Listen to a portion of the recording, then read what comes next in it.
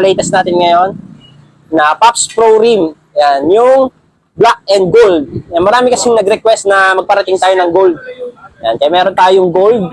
Yan, syempre, nandun pa rin yung Proud Pinoy natin na lining. Okay. Yan, 27.5, 29 available. Ang wide na ito, 26. Ang inner niya, 21.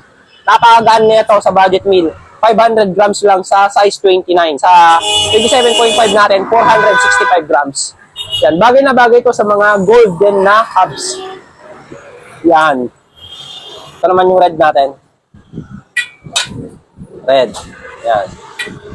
Budget meal, pero tayo lang ang nag-iisang brand na may 1-year warranty na hindi kayang ibigay ng iba't ibang brand. Okay. Yan. Sa may mga ayaw naman ng may pangalan dito, gusto lang lining. Yan, marami ding nag-request lining lang, kaya ito. Yan. Gumawa na siya. Pops Pro lining. Lining lang. Pero pag tinanggal mo to, makikita mo yung pangalan. Yan. Okay. May pangalan yung nagpakilala sa atin na kulay. Ito.